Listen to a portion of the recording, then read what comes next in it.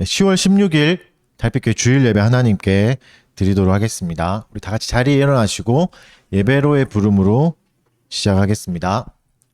여러 나라의 종족들아 영광과 권능을 여호와께 돌릴지어다. 여호와께 돌릴지어다.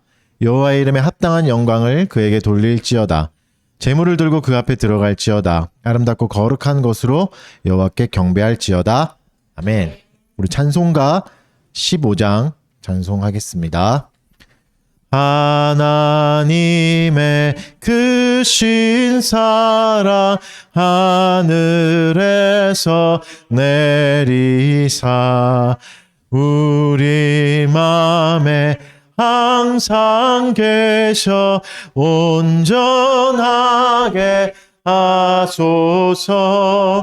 우리 주는 자비하사 사랑 무한하시니 두려워서 떠는 자를 구원하여 주소서. 걱정 근심 많은 자를 성령 감화하시며 복과 은혜 사랑받아 평안하게 하소서. 처음과 끝이 되신 주님 항상 인도하셔서 마귀 유혹 받는 것을 속히 끊게 하소서. 전능하신 아버지여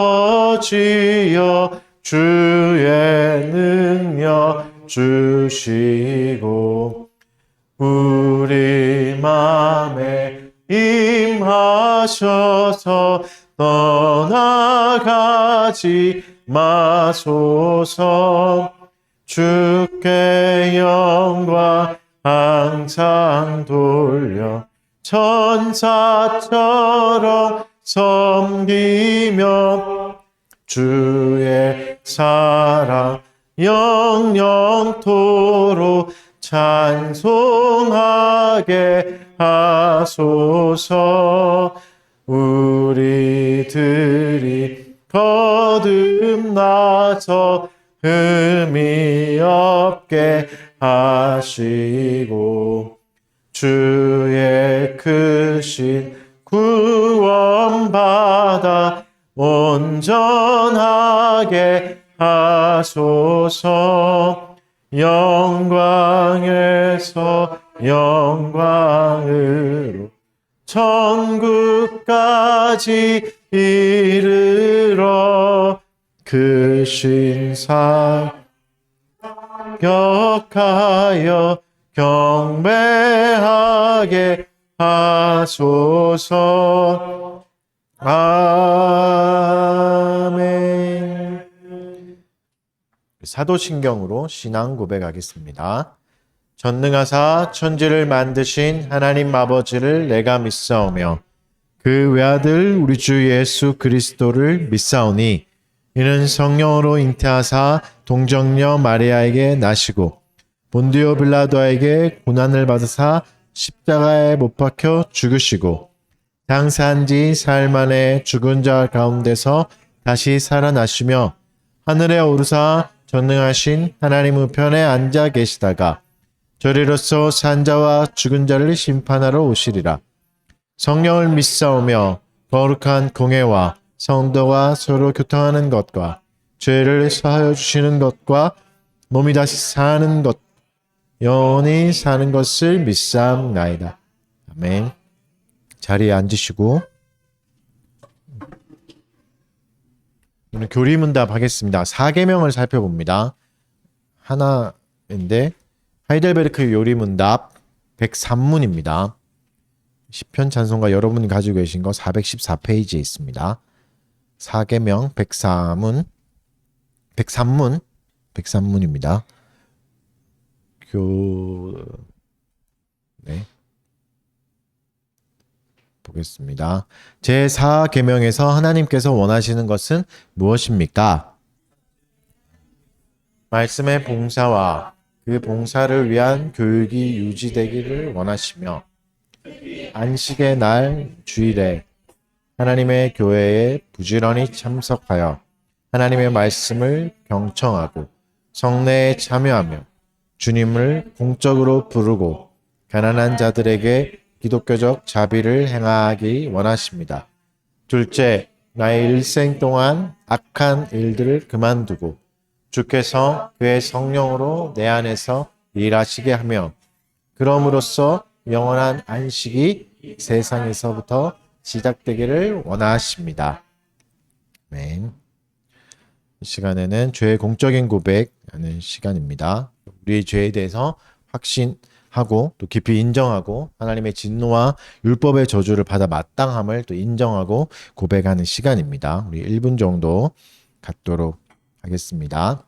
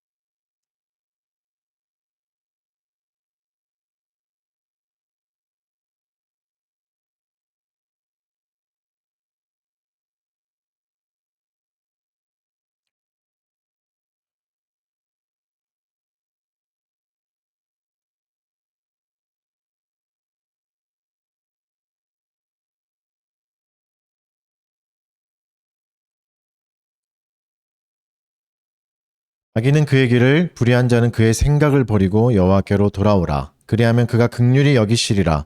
우리 하나님께로 돌아오라. 그가 너그럽게 용서하시리라. 아멘.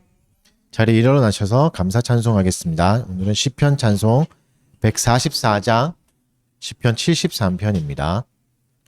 시편 찬송 144장 시편 73편 23절에서 28절.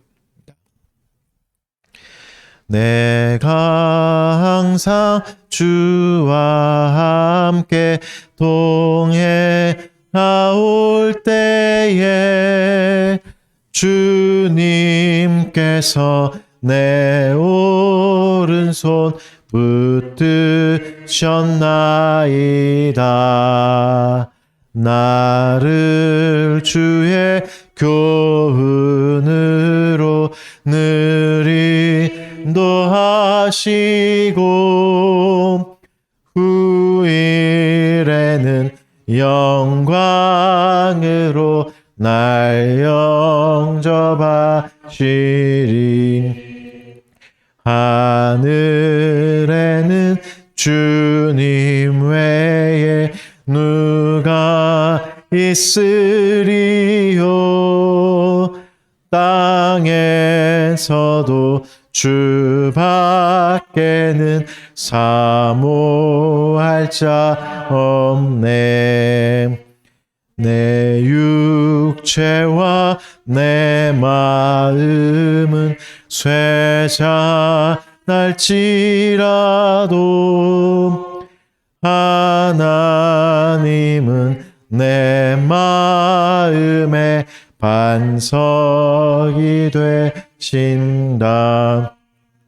주를 멀리 하는 자는 대저망하리니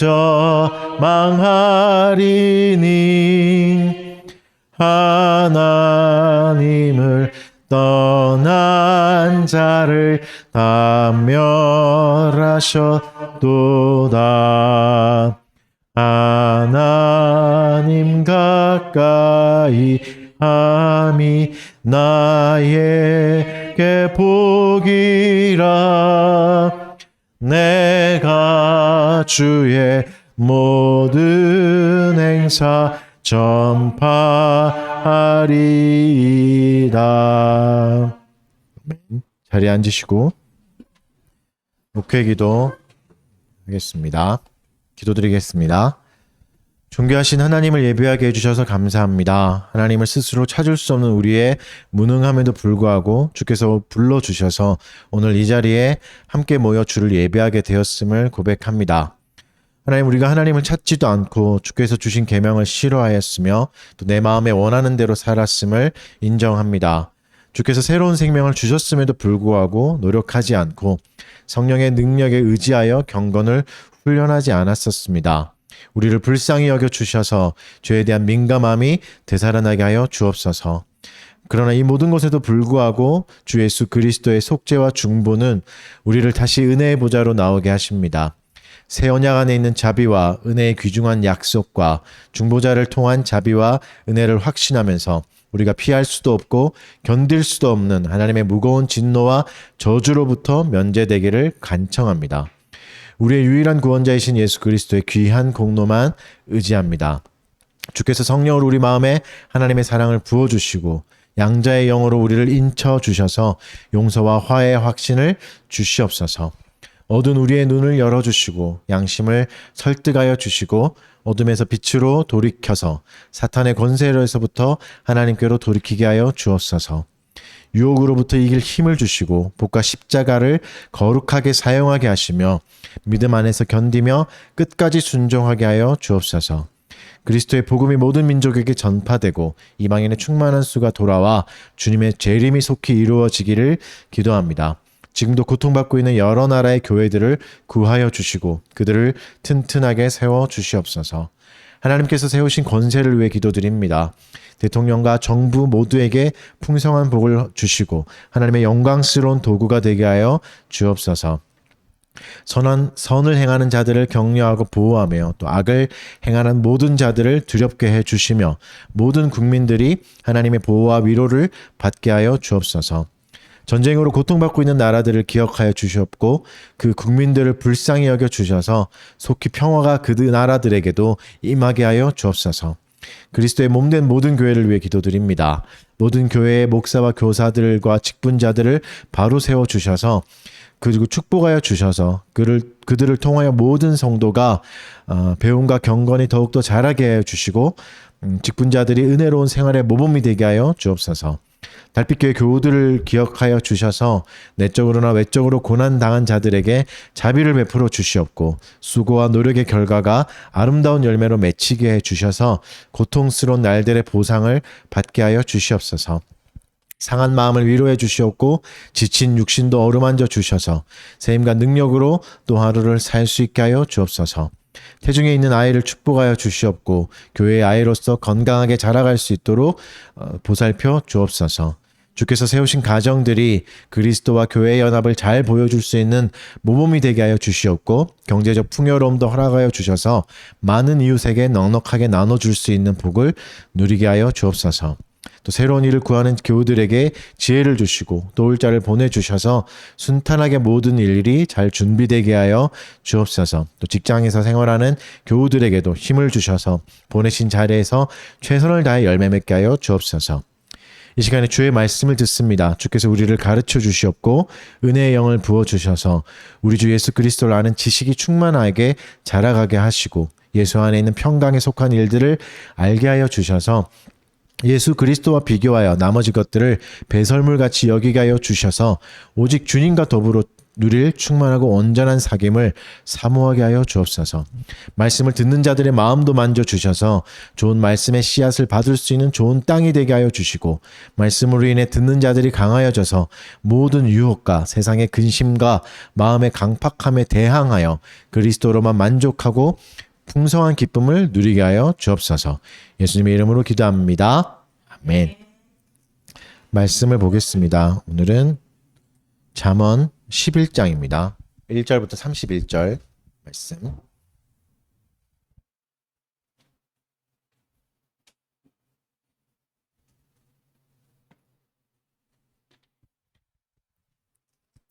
(1절부터) 잠언 11장 1절부터 31절 제가 한번 읽어드리겠습니다. 속이는 저울은 여호와께서 미워하시나 공평한 추는 그가 기뻐하시느니라. 교만이 오면 욕도 오거니와 겸손한 자에게는 지혜가 있느니라. 정직한 자의 성실은 자기를 인도하거니와 사악한 자의 패역은 자기를 망하게 하느니라.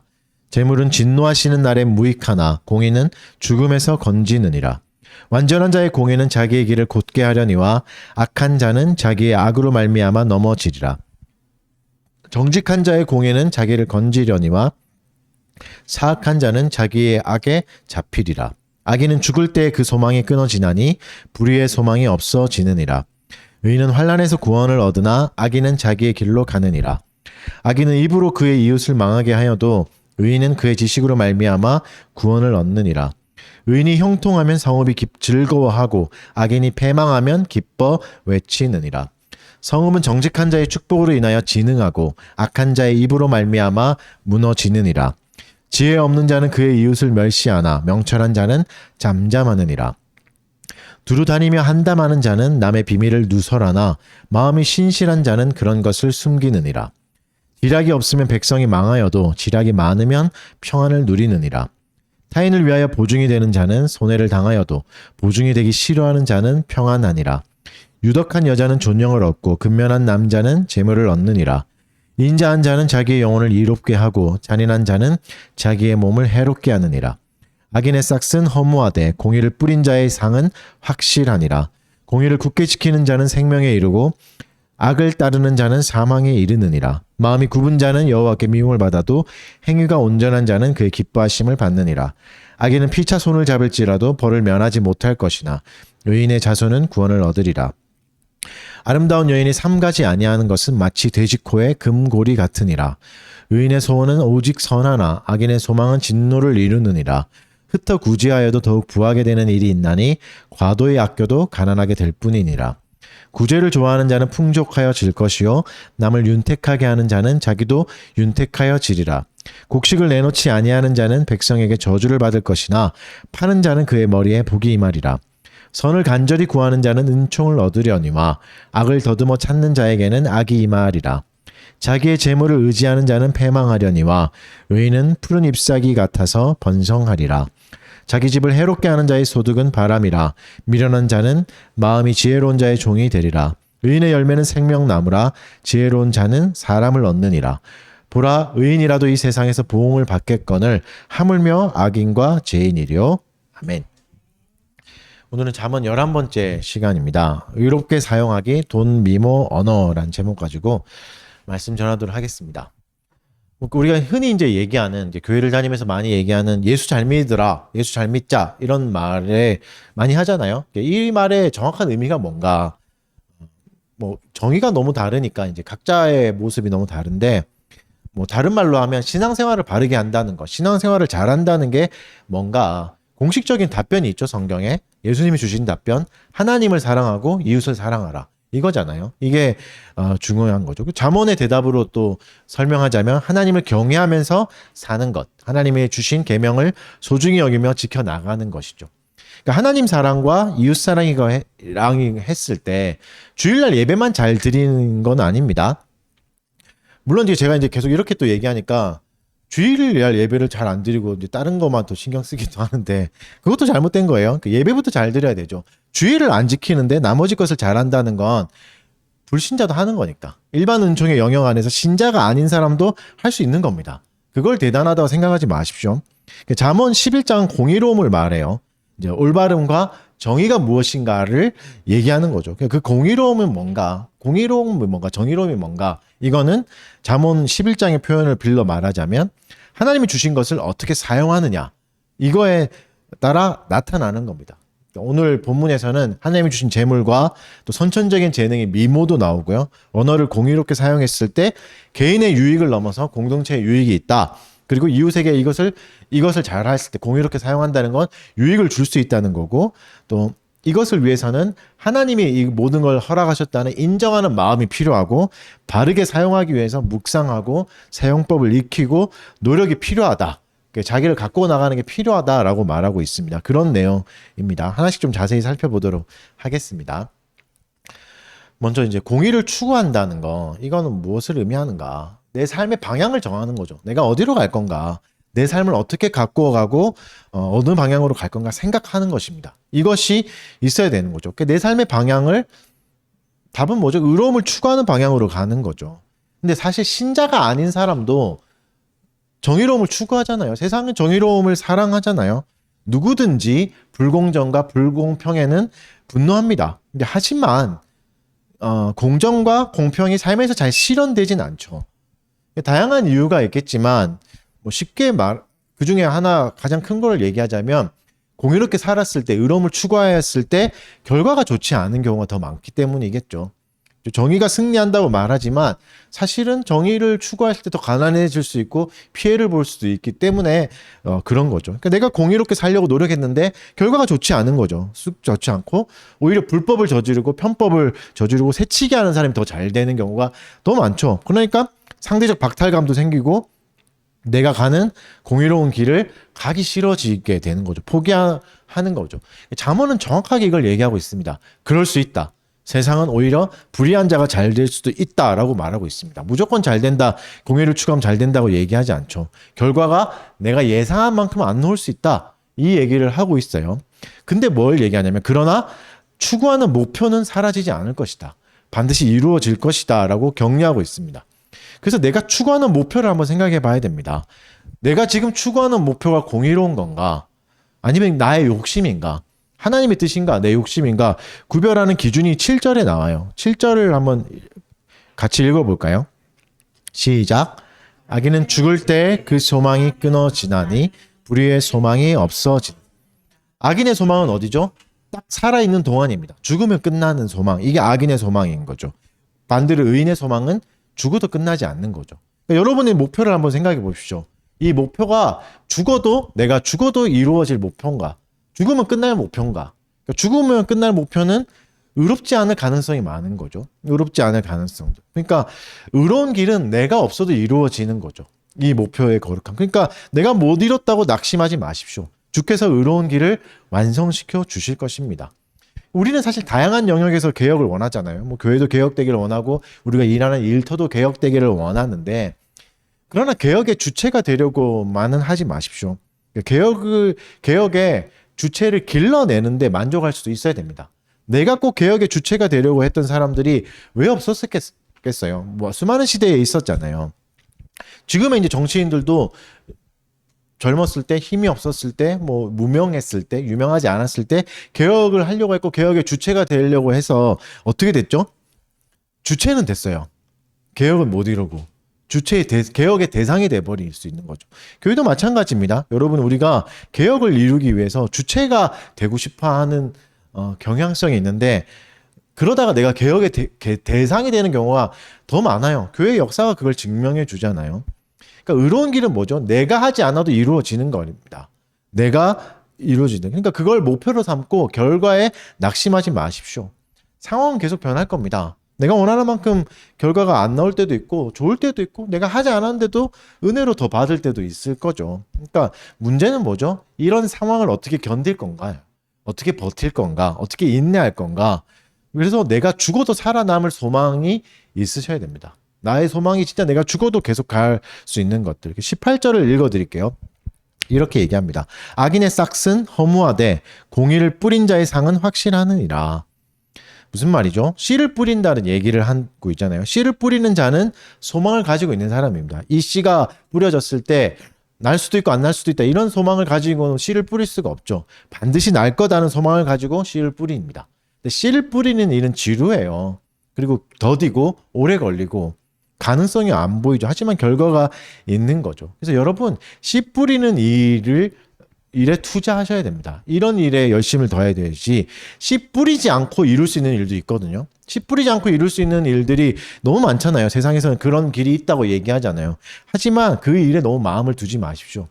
천천히 가야 할 때가 있습니다. 그리고 의로운 길은 대부분 씨 뿌리는 일입니다. 투자하고 시간을 기다리고 인내하고 수많은 사랑을 줘야 될까 말까 하는 일들이 더 많은 거죠. 그래서 무엇보다 우리의 마음을 단련하는 일이 중요합니다. 마음이 단련되지 않으면 의로움을 계속 추구할 수는 없습니다.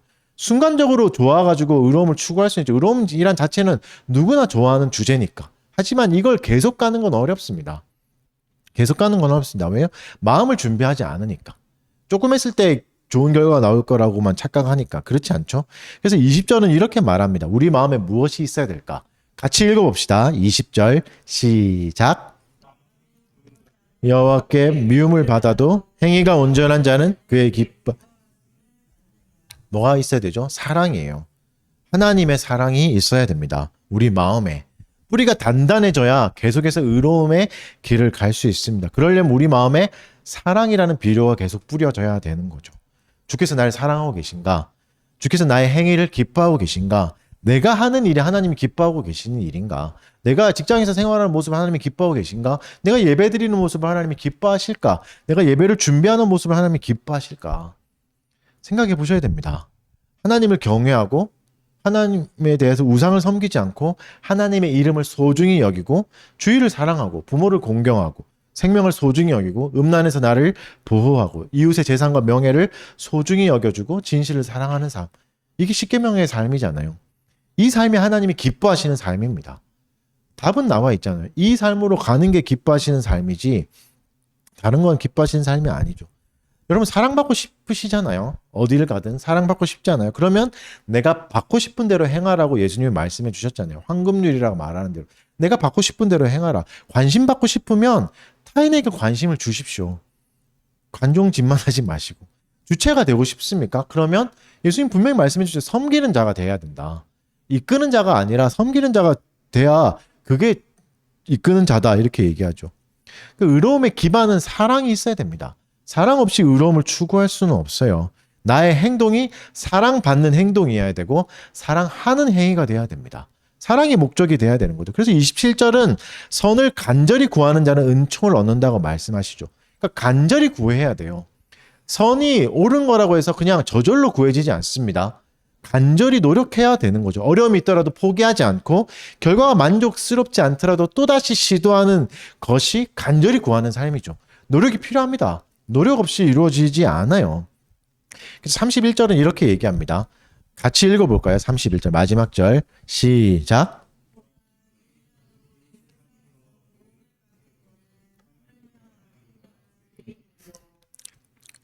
의인도 세상에서 보응을 받는다. 하물며 악인가? 보응이라는 게 뭐 보상이라고 생각할 수도 있지만 징계라고도 볼 수 있습니다. 베드로는 이렇게 해석했어요. 베드로 전서 4장 18절에 똑같이 이걸 그대로 인용하거든요. 이렇게 인용합니다. 읽어드릴게요. 또 의인이 겨우 구원을 받으면 경건하지 아니한 자와 죄인은 어디에 서리요? 무슨 말이죠? 의인도 벌 받고 의인도 겨우 구원받는 거다. 그러면 경건하지 않은 자와 죄인은 얼마나 더 큰 벌을 받겠느냐? 하물며 하나님이 다윗도 징계하시는데 다윗에 비교할 수 없는 우리의 삶은 어떻겠는가 이렇게 얘기하는 거죠. 의인도 고난 당할 때가 있습니다. 의인의 악함도 하나님이 용납하지 않으십니다. 근데 경건하지 않은 자와 죄인은 하나님이 어떻게 심판하시겠습니까? 무슨 말이죠? 그 길에 너무 매력을 느끼지 말라는 거죠. 그들이 성공할 수 있고 너보다 더 잘 나갈 수 있으나 그 길의 끝은 무서운 심판이다. 그러니 그 길에 너무 마음을 두지 마라. 하나님이 기뻐하시는 길이 아니다. 라고 얘기하는 거죠. 스스로 잘 점검해 보셔야 됩니다. 스스로에게 책임이 있습니다. 내가 하는 행동이 진짜 하나님 기뻐하시는 행동인가 스스로 점검해 보셔야 되는 거죠. 그러니까 점검할 수 있는 기준은 또 뭘까요? 그러면 나는 주께서 기뻐하시는 길을 가고 있는가? 나의 길은 어떤가? 그것은 내가 사는 삶에서 증명됩니다. 1절을 읽어볼까요? 1절 시작. 미워하시나 공평한 주는 그가 기뻐하시느니. 뭐죠? 속이는 저울 속이면 미워하신다. 이 당시에 이제 저울은 그 심판의 여인인가? 그 여신인가? 그 아시죠? 이렇게 양쪽으로 있는 그런 저울. 옛날에도 이제 그런 저울이 있었는데 양쪽에 있는 저울이죠. 그러니까 균형을 맞추기가 이 당시에는 고대에는 균형 맞추기가 어려웠대요. 맞는 경우가 이제 확률상으로 거의 6% 정도. 그러니까 속이는 게 훨씬 쉬웠던 시대예요. 쉬웠던 시대에 공평한 추를 맞추는 게 어렵겠죠. 근데 지금은 어떻죠? 지금 기술이 발전돼서 속이는 게 어렵죠. 근데 계측의 오류가 잘 생기진 않죠. 워낙 발전해서. 근데 여전히 속이는 사람이 있는 거죠. 무슨 말이죠? 무슨 의미죠? 주께서 주신 좋은 재주를, 좋은 머리를 속이는 데 쓰는 겁니다. 하나님이 주신 좋은 것들을 사람들을 속이고 파멸하는 데만 쓰는 거죠. 나만의 이익을 추구하는 데만 쓰는 거죠. 그러면 그렇게 되는 거죠. 26절을 보겠습니다. 26절 같이 읽어볼까요? 시작. 곡식을 내놓지 아니하는 자는 백성에게 저주를 받을 것이나 파는 자는 그의 머리에 복이 임하니. 곡식을 내놓지 않는 게 뭔가요? 헌금 많이 안 하는 자 이런 얘기가 아니에요. 뒤에 나오죠. 파는 자. 파는 자와 반대죠. 곡식을 안 판다는 거죠. 이게 무슨 말이죠? 흉년이 들었을 때 내가 농부인데 곡식을 가지고 있으면 어떻게 됩니까? 곡식의 가격이 계속 오르겠죠. 그래서 독점할 수 있고 내가 이익을 차지할 수 있는 거죠. 그러니까 이런 말이죠. 여러분 위기가 있을 때 그 위기를 이용해서 돈 벌 수 있습니다.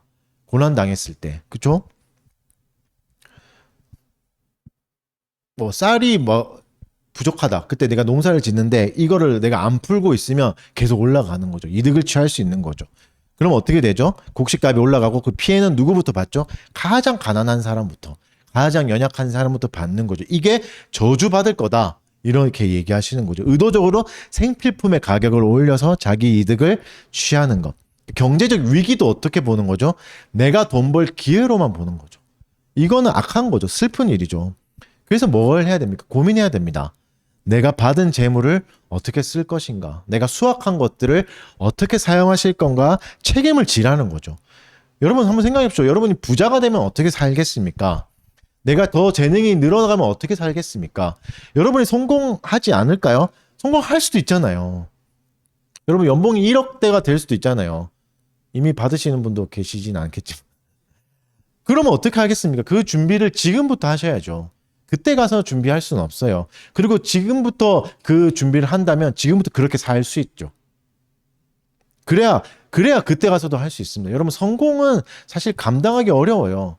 고난은 다 힘드니까 이겨낼 수 있는데 성공했을 때 그 돈을 어떻게 쓸까? 이거 되게 준비되지 않으면 어렵습니다.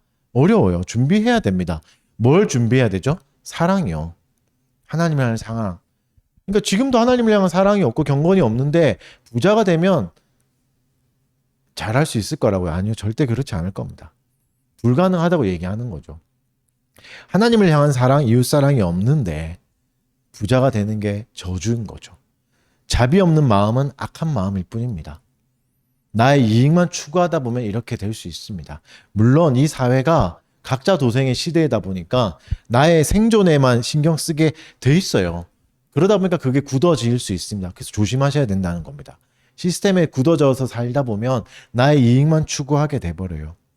그래서 여러분 주께서 주신 것을 헤아려 봐야 됩니다. 감사 헌금하라는 얘기가 아니라 감사만 하라는 얘기가 아니라 그것에 대한 책임감을 계속해서 느끼셔야 됩니다. 아주 작은 것들. 키만 크더라도 책임감이 생기잖아요. 여러분 형광등 누가 갈 거야 이거. 그렇죠? 키 큰 분이 갈아야 되잖아요. 저는 못 갈잖아요. 책임감이 있는 거죠.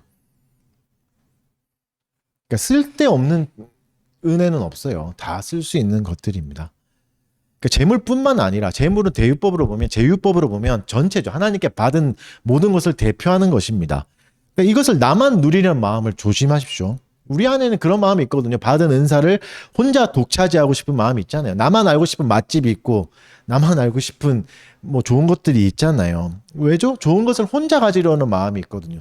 나만 편하게 누리고 싶은, 쾌적하게 누리고 싶은 마음이 우리 안에 있어요. 욕심이 있죠. 그 뿌리 안에는 뭐가 있죠? 못 가진 자를 배려하지 않는 마음이 있어요. 이것을 못 누린 자를 무시하는 마음이 있는 거죠. 나만 누리고 이 기쁨을 못 누리는 것. 이게 악한 마음인 거죠. 싸워야 되는 마음인 거죠. 그래서 이 해법은 뭡니까? 28절입니다. 28절을 같이 읽어봅시다. 시작. 지한 자는 패망하려니와. 무슨 말입니까? 재물을 의지하지 마라. 재물을 의지하지 마라. 무슨 말이죠? 재물이 나의 존재를 지지해 주지 않는다는 말입니다. 여러분, 내가 월급 100만 원 받으면 비참한 인간이고 월급 1000만 원 받으면 가치 있는 인간이다. 그렇게 생각하지 말라는 거죠. 뭘 의지하라는 거죠? 너의 잔고의 액수를 의지하지 말고 월급이 늘어나는 걸 의지하지 말고 줄어드는 거에 마음 두지 말고 의로움을 의지하라. 하나님을 의지하라 말하는 거죠. 재물을 의지하면 재물 자체를 악하게 만들어 버리는 겁니다.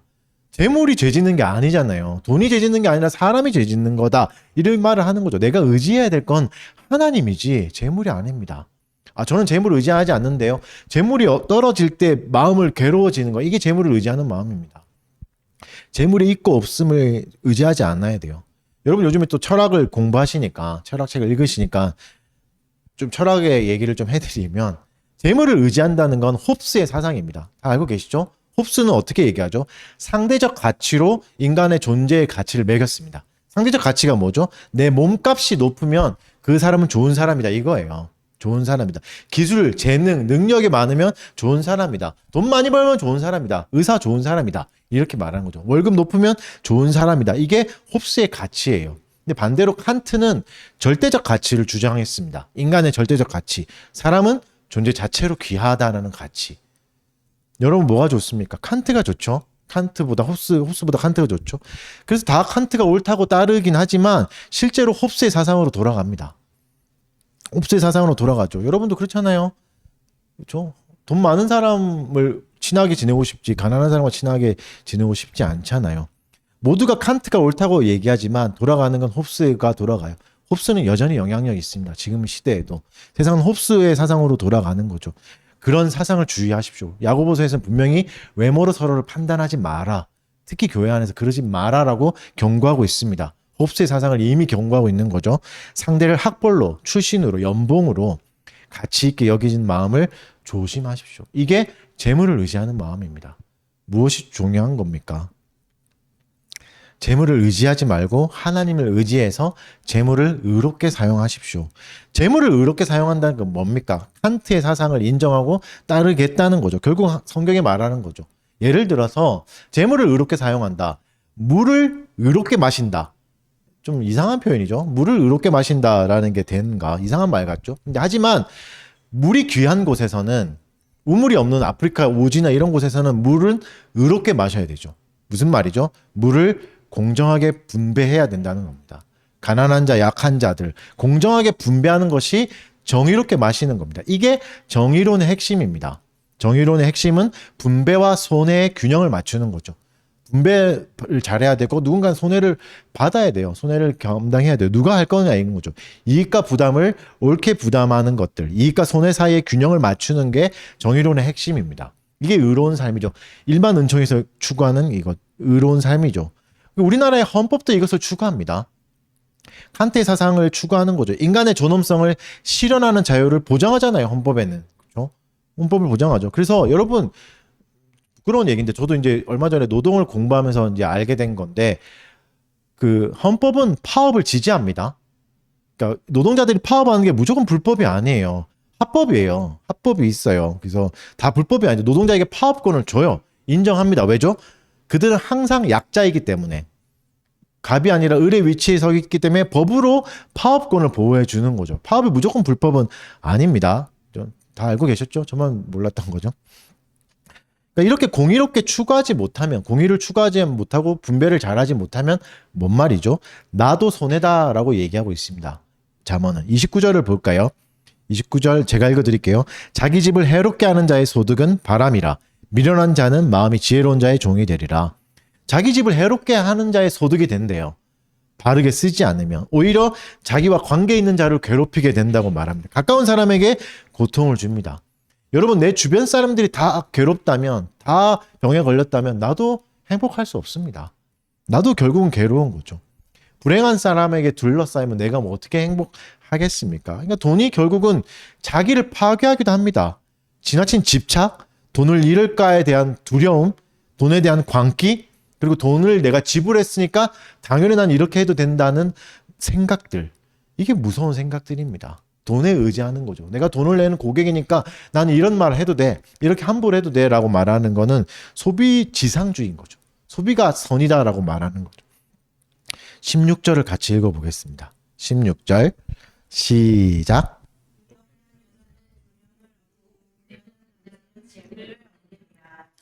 유덕한 여자는 존경을 얻는다고 말합니다.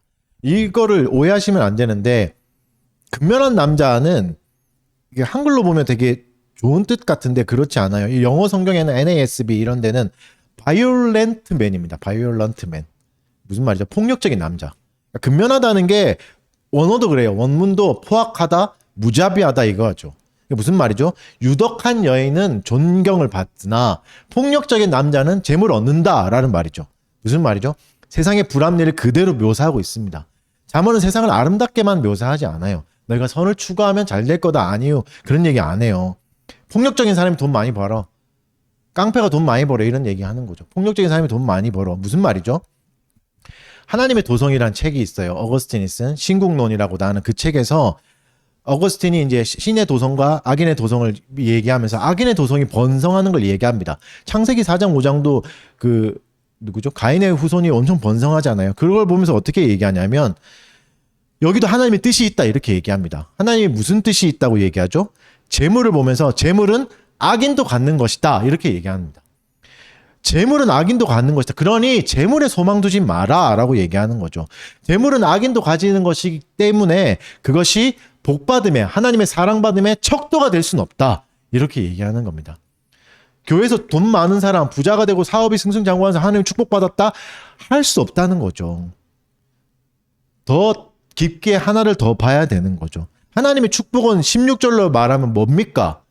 재물이 아니죠. 유덕한 마음이죠. 헤세드라고요. 인자한 마음이에요. 17절에서 그래도 바로 이 유덕한 마음을 인자한 자라고 다시 설명합니다. 헤세드, 유덕한 마음은 인자한 마음이고 헤세드고 헤세드는 언약적인 사랑이죠. 가족적인 사랑. 절대 버리지 않고 포기하지 않는 사랑이 있는 거죠. 이게 진짜 축복받은 사람이에요. 돈 많은 사람이 아니라 성공한 사람이 아니라 사회적으로 권력을 가진 사람이 아니라 헤세드가 있는 사람이 인자한 사람이 하나님께 축복받은 사람이라고요. 여러분 그렇게 보셔야 됩니다. 저 사람이 진짜 인자한 마음이 커져가고 있는가? 인내심이 커져가고 있는가? 사랑이 커져가고 있는가? 사랑은 무례히 행치 않는 거잖아요.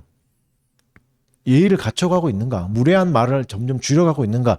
이게 복받음의 증거지. 월급이 늘어가고 돈을 받는 건 그건 악인도 해요. 이슬람도 돈 많이 번다고요. 우리가 혐오하는 그런 사람도 돈 많이 번다고요. 그러니까 돈은 기준이 될 수 없어요. 재물을 많이 가진 사람이 복받은 사람이 아니라 그것을 유덕하게 사용하는 사람이 복받은 겁니다. 그래서 24절, 25절은 재물을 어떻게 사용해야 되는지 잘 말씀해 주십니다. 재물은 첫째로 연약한 사람을 향해서 가야 됩니다. 소외된 자, 가난한 자, 힘없는 자, 나에게 되갚아 줄 수 있는 능력이 전혀 없는 사람, 가능성이 없는 사람에게 먼저 가야 되는 거죠. 그래서 여러분 가진 것을 살펴보지 말고 사용 방법을 살펴보셔야 됩니다. 받은 것을 의롭게 사용한다는 건 재물뿐만이 아닙니다. 우리의 환경도 받은 것이고 나의 집안, 배경, 외모까지도 받은 겁니다. 나의 키도 받은 거라고요. 키 작은 사람은 쓰레기를 잘 줄 수 있잖아요. 전혀 위로가 되지 않지만 그죠? 울지 마시고 또 갑자기 또 수정이가 엄청 울지 마시고 심판 받을 겁니다. 키 큰 사람도. 잘 쓰지 않으면 22절을 읽어봅시다. 22절. 키 큰 사람을 싫어하는 건 아니고 혐오 발언은 아닙니다. 여러분. 네. 키 큰 사람은 사랑합니다. 22절 읽어보겠습니다. 시작.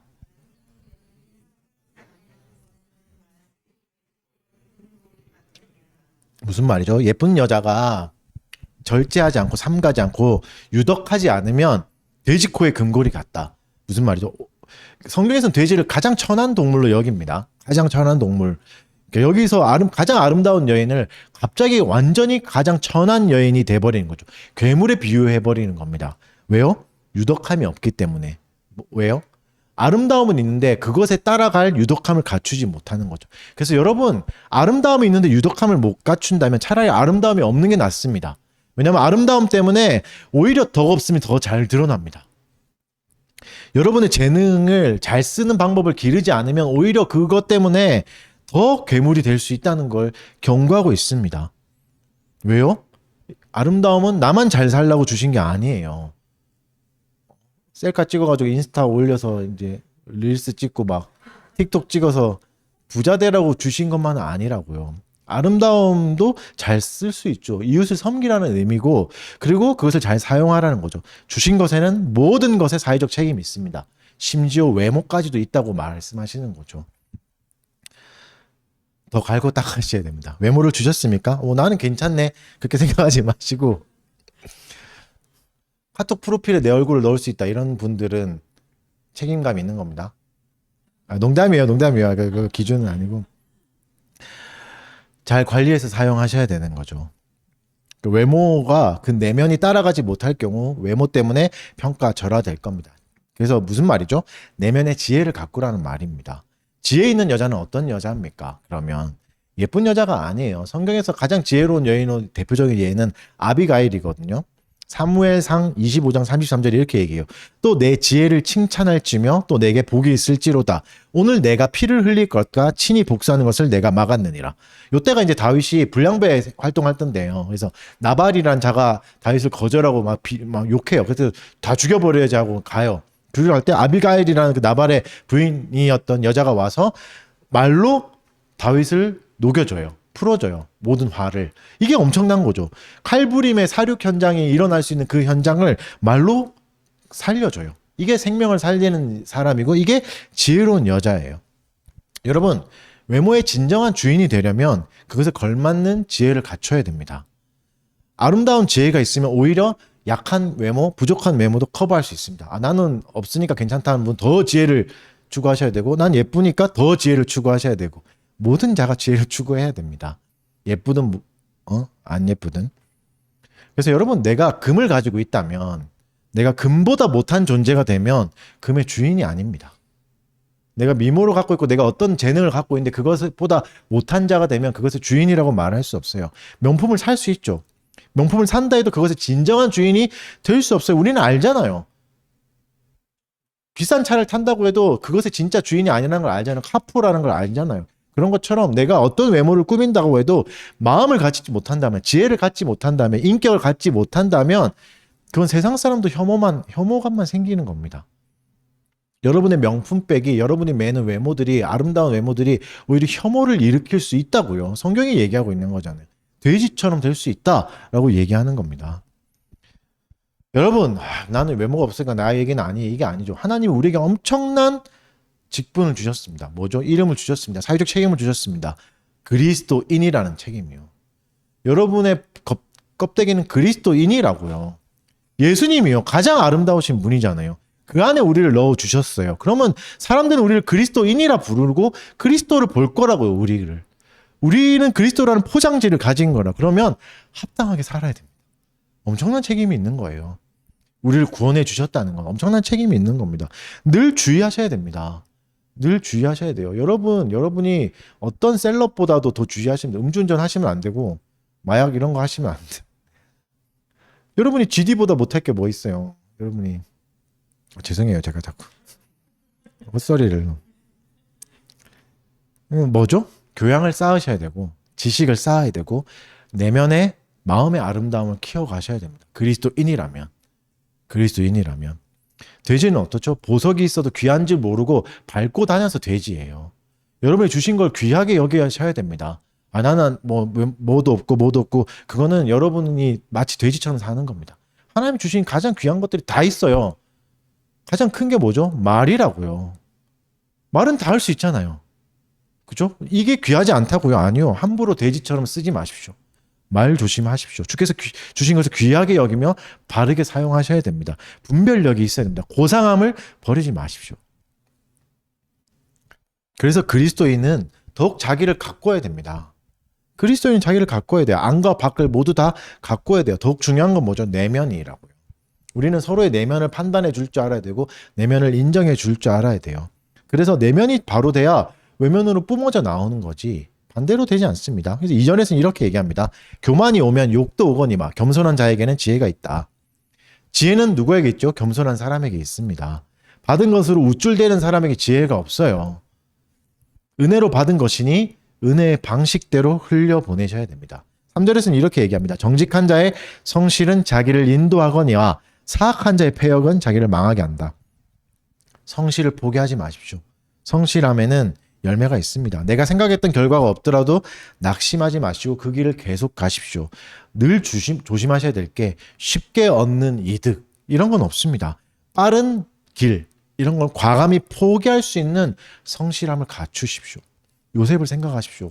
요셉이 어땠죠? 그런 상황에 무너지지 않았습니다. 여러 가지 상황을 만났죠. 신분을 빠르게 바꿀 수도 있었다고요. 빠르게 올라갈 수도 있었다고요. 음란 한번 했으면. 그러나 빠른 길을 택하지 않았어요. 사람들이 요셉의 상황은 바꿔버릴 수 있었고 요셉의 신분도 바꿔버릴 수 있었지만 그의 성실함은 빼앗을 수 없었습니다. 여러분이 갖춰야 될 거는 성실함이에요. 그가 어떻게 이런 성실함을 갖출 수 있었죠? 하나님을 경외했기 때문이죠. 하나님과 동행했기 때문이죠. 어떤 상황 속에서 하나님을 경외했어요. 여러분, 상황은 우리를 책임져 주지 않습니다. 상황으로 핑계 대지 마십시오. 결국은 책임은 내가 져야 돼요. 그 상황을 내가 어떻게 다스렸는가요? 상황 뒤로 숨지 마십시오. 계산해야 됩니다. 계산은 내가 해야 되죠. 인자함을 기르셔야 됩니다. 내 마음을 갈고 닦으셔야 됩니다. 이게 있어야 존중받아요. 내가 돈 있는데 왜 이렇게 존중해주지 않지? 내가 권력 있는데, 내가 교회를 오래 다녔는데 왜 존중해주지 않지? 인자함이 없으니까. 헤세드가 없으니까. 반성하셔야 돼요. 사람들이 나를 존중해주지 않는다는 건 나에게 유독함이 없는 거죠.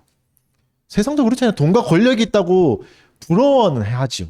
그러나 존경하진 않아요. 오히려 무시하고 권력 있고 돈 있는 사람을 조롱의 대상으로 삼잖아요. 인자함과 유독함이 있어야 존중받을 수 있습니다. 사람들에게 자꾸 무시를 당하고 있습니까? 그건 여러분 돈 때문이 아니에요. 외모 때문이 아니에요. 인자함과 유독함 때문인 거지 다른 게 아니라고요. 마태복음 5장 7절에 이렇게 얘기하셨죠. 예수님이 긍휼히 여기는 자는 복이 있나니 그들이 긍휼히 여김을 받을 것이다. 내가 남을 긍휼히 여기지 않으면서 긍휼히 여김만 받으려고 하지 마십시오. 나는 이런 상황에 놓여 있어. 나는 불쌍해. 나는 이럴 수 어쩔 수 없어. 이건 자기를 긍휼히 여기는 거죠. 내가 아니라 타인을 긍휼히 여겨주라고 얘기하잖아요. 나를 긍휼히 여기는 거는 자기 몸에 오히려 해롭습니다. 전혀 성장하지 않거든요. 핑계만 대면서 하나님의 경외하는 길로 갈 수 없죠. 나를 불쌍히 여기는 건 나를 아끼고 사랑하는 것과 다른 차원입니다. 오히려 나를 괴롭기만 할 뿐입니다. 9절을 보십시오. 9절을 같이 읽어보겠습니다. 시작. 입으로 그의 입술을 망하게 하여도 의인은 그의 지식으로 말미암아 구원을. 악인은 어떡하죠? 입으로 이웃을 망하게 한다고요. 여러분, 입이 이렇게 중요합니다. 이렇게 무서운 무기예요. 무엇을 언제 말할까 아는 것은 축복입니다. 경우에 합당한 말을 할 수 있다는 건 엄청난 축복이에요. 말을 바르게 하는 사람은 어떤 사람입니까? 정보만 쏟아내는 사람이 아니라 빈정되지 않고 냉담하지 않은 사람입니다. 상대를 존중하지 않은 상태에서는 좋은 말이 나갈 수 없습니다. 사람은 늘 존중받을 때만 변화를 시도해요. 상대가 가지고 있는 논리나 지식들, 사상들을 무시하면서 그 사람들을 변화시킬 수는 없어요. 그래서 어떤 책에는 이렇게 말에 관한 설명하는 책에는 이렇게 구별하기도 합니다. 태양 같은 사람이 있고 블랙홀 같은 사람이 있다. 블랙홀 같은 사람은 뭐죠? 계속 부정적인 것만 쏟아내서 암흑으로 심연으로 자꾸 사람들을 넣어버리는. 여러분, 우리의 잠재의식은 부정어를 처리할 수 없다고 하잖아요. 그러니까 하얀 고양이 생각하지 마 하는 순간 계속 하얀 고양이만 생각나고, 하얀 코끼리 생각하지 마 하면 하얀 코끼리만 생각나. 그러니까 부정어를 처리할 수 없어요. 그래서 이런 말, 긴장하지 말고 시험 잘 보고 와 하는 순간 긴장이 계속 되는 거죠. 어떤 말이 좋은 거죠? 아빠는 너를 믿으니까 마음 편하게 보고 와. 부정적인 게 없을 때 처리가 되는 거죠. 그거 하지 마 하는 순간 그것만 해요. 블랙홀 같은 사람의 말은 부정적인 부분에만 꽂혀 있습니다. 상대방이 이룬 것은 봐주지 못하고 이루지 못한 것만 지적해요.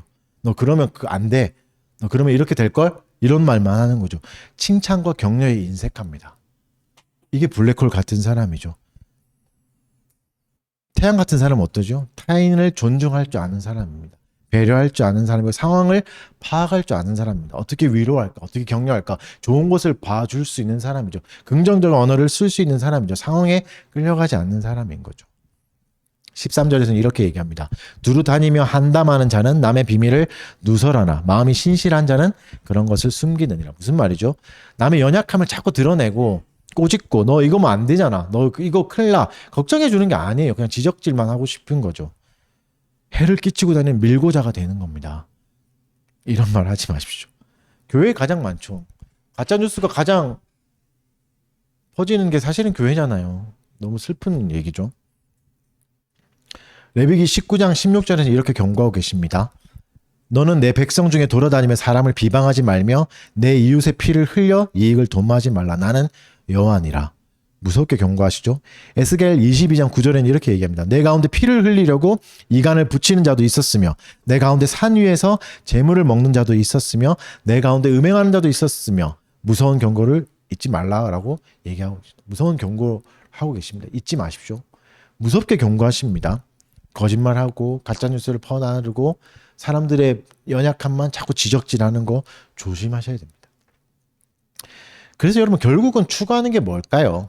이 모든 것을 바르게 사는 의로운 공의를 추구한다는 건 받은 걸 바르게 사용하는 거고, 바르게 사용했을 때 나를 관리하고 결국은 궁극적으로 이해하는 것은 목표는 공동체의 유익입니다. 이웃을 유익하게 하는 거죠. 이롭게 하는 거죠. 그것이 하나님을 사랑하는 사람의 목표예요. 이웃을 유익하게 하는 거, 이웃의 유익을 주는 거. 그리고 우리가 좀 더 하나님의 말씀을 잘 지키고 하나님을 사랑하려면 공동체가 필요합니다.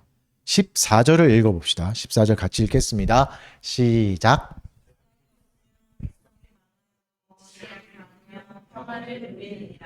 많은 지략이 평안을 누리게 말한다는 거죠. 개인의 평안이 아니라 백성의 평안을 말하고 있습니다. 지략이 많아야 되는 거죠.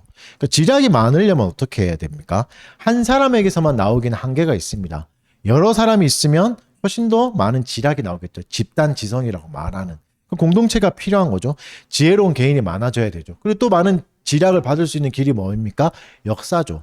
역사 안에서 수많은 지혜자들이 이미 있었고 그런 것들을 공부하고 하는 게 지략을 많이 쌓는 거죠. 전해진 지혜를 습득하고 또 지혜로운 개인이 많아져야 공동체가 평안을 누릴 수 있는 거죠. 한 아버지가 이제 아들에게 이런 얘기를 해요. 돌을 옮겨라. 최선을 다해서 돌을 옮겨봐라. 이렇게 얘기할 때 계속 옮기려는데 아들이 안 되는 거죠. 최선을 다했니? 물어보고 또다시 최선을 다해라. 최선을 다했니? 물어보고 결국엔 안 되자 아버지가 이렇게 말해요. 너는 최선을 다하지 않았다. 왜냐하면 너는 나에게 도움을 구하지 않았으니까 라고 말하는 거예요. 여러분 공동체에 요청을 하는 것도 도움을 구하는 것도 최선의 한 방편이에요. 각자 도생만 하는 거에 길들여지지 마십시오. 공동체의 도움을 받는 것도 필요합니다. 인생의 변화는 말투에서 시작됩니다. 공동체에게 정중하게 요청하는 일도 하셔야 돼요. 이웃에게 정중하게 요청하는 일도 할 수 있어야 됩니다. 그리고 요청을 친절하게 들어줄 공동체가 되는 것도 우선이겠죠. 그런 공동체를 만들어 놓은 것도 필요하겠죠. 여러분 이런 지략들, 이런 지혜로운 자들이 슬프게도 받아들여지지 않을 때가 훨씬 더 많아요. 그래서 전도서에서는 9장 13절 18절에서는 이렇게 얘기해요. 읽어드리지 않을게요. 가난한 지혜자가 있었는데 성읍이 위기가 처했을 때 구해요. 지혜로. 근데 그 다음에 어떻게 되냐면 아무도 그 사람을 기억 못합니다. 너무 가난했기 때문에. 그리고 가난한 자의 지혜가 결국은 멸시받는다 이렇게 얘기해요. 왜죠? 공동체 때문이죠. 공동체가 뭘 귀하게 생각하는 거죠? 돈을 귀하게 여기는 거죠. 재물과 외모를 귀하게 여기는 거지 내면을 귀하게 여기지 않다 보니까 그 공동체는 한번 위기를 넘겼지만 그 지혜가 보존되지 않게 됩니다. 그러니까 공동체가 추구해야 될 게 뭡니까? 하나님 경외하는 사람을 잘 찾아내고 그런 사람을 존중해 주는 게 필요한 거죠. 돈을 잘 버는 사람이 아니라 바르게 쓰는 사람을 잘 살필 수 있어야 되는 거죠. 이게 자기를 소중히 여기는 사람이고 공동체를 소중히 여기는 사람입니다. 길었죠? 말씀 결론을 맺겠습니다. 공의를 추구하셔야 됩니다. 의로움을 따르시는 거고 그거는 내게 주어진 것을 바르게 사용하는 겁니다. 하다못해 호흡까지도 바르게 사용하는 거죠. 약한 자를 돌보고 그들을 위해 인격을 수양하는 겁니다. 공동체는 그리고 그 일을 귀하게 여겨야 되는 거죠. 여호와를 경외하는 자를 구별할 줄 알아야 됩니다. 지혜 있는 자를 분별할 수 있어야 됩니다. 힘의 논리가 아니에요. 칸트와 홉스의 차이를 기억하십시오. 칸트는 절대적 가치를 인정했습니다. 홉스는 상대적 가치로 사람을 판단했죠. 헌법은 칸트의 절대적 가치를 따랐습니다. 존재로서 서로를 귀하게 여길 줄 알아야 됩니다. 30절 마지막으로 같이 읽겠습니다. 시작. 의인의 열매는 생명나무로 지혜로운 자는 사람을 얻는다. 우리는 그리스도를 기억해야 됩니다. 그리스도는 우리의 의로움의 열매이자 생명의 나무였습니다. 그리스도를 통하여 우리는 바르게 살 수 있습니다. 우리에게 바른 저울은 누굽니까? 그리스도예요. 그분이 우리의 기준이 돼야 된다고요. 그리스도가 부자였습니까? 아니에요. 그리스도는 마음이 지혜로운 자였습니다. 머리 둘 곳도 없는 가난한 자였다고요. 떠돌아다니셨던 분이라고. 하지만 가장 의로운 분이셨습니다. 그분을 따라야 되는 거죠. 의로움이란 뭡니까? 그리스도께 더 진실해지는 겁니다. 그의 길이 생명의 길입니다. 여러분 우리가 잘못을 저질렀을 때 징계를 받겠죠. 고난의 매를 맞겠죠. 그때 예수님이 그렇게 말씀하겠습니까? 내 그럴 줄 알았다. 이렇게 하겠습니까? 아니요. 예수님 뭐라고 말씀하셨죠? 나에게 오라. 수고하고 무거운 짐자들아 나에게 오라. 내가 쉼을 주겠다. 빈정거리지 않으셨습니다. 너 그럴 줄 알았다. 이렇게 얘기하지 않으셨어요. 오히려 우리를 초대해 주셨습니다. 생명나무는 이런 나무입니다. 매력 있는 열매예요. 여호와를 경외한다는 건 내부적이고 사적인 거죠. 근데 이거는 지혜 있는 교훈으로부터 외부적으로 표현되고 공적으로 증명되는 겁니다. 하나님 경외는. 지혜로운 자는 결국 누구를 얻습니까?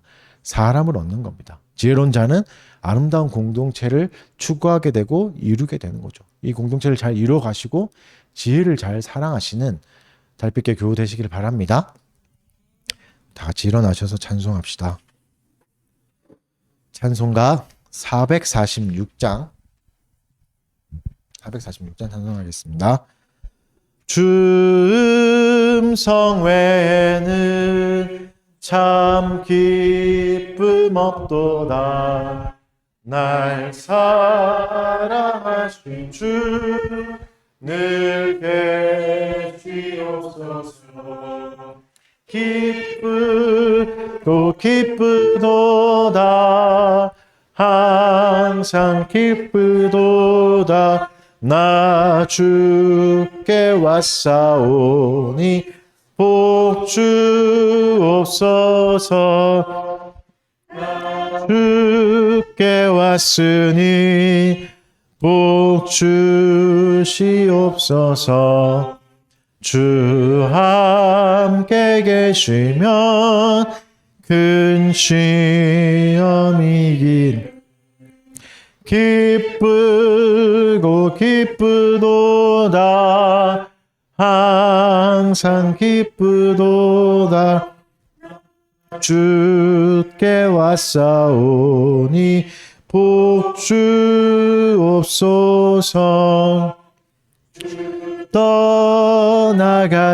떠나가시면 내 생명 헛되네. 기쁘나 슬플 때 늘 계시옵소서. 기쁘고 기쁘도다. 항상 기쁘도다. 나 주께 왔사오니 복 주옵소서. 그 귀 언약을 이루어 주시고 주 명령 따를 때 늘 계시옵소서. 기쁘고 기쁘도다. 항상 기쁘도다. 나 주께 왔사오니 복 주옵소서. 아멘. 헌상기도 하겠습니다. 사랑하는 주님 감사합니다. 주께서 허락하신 일터에서 또 주님이 주신 재능으로 돈을 벌게 하여 주시고 또 이 재물들 내가 다 가지지 않고 또 주께 내어 드리게 하여 주셔서 감사드립니다. 우리에게 지혜를 더하여 주시고 여호와 경외하는 마음을 더하여 주셔서 이것을 연약한 자를 위해 잘 쓸 수 있게 하여 주시고 또 약자를 위한 대비도 잘하게 하여 주셔서 긍휼을 베풀 수 있는 공동체가 될 수 있도록 은혜 내려 주시옵소서. 수고롭게 일한 자들에게 위로를 더하여 주시옵고 모든 두려움과 근심과 걱정에서 건져내어 주셔서 평화를 잘 누리게 하여 주시옵소서. 예수님의 이름으로 기도드립니다. 강복선언으로 예배 마치도록 하겠습니다. 주 예수 그리스도의 은혜와 하나님의 사랑과 성령의 교통하심이 너희 무리와 함께 있을지어다. 아멘. 자리에 앉으시고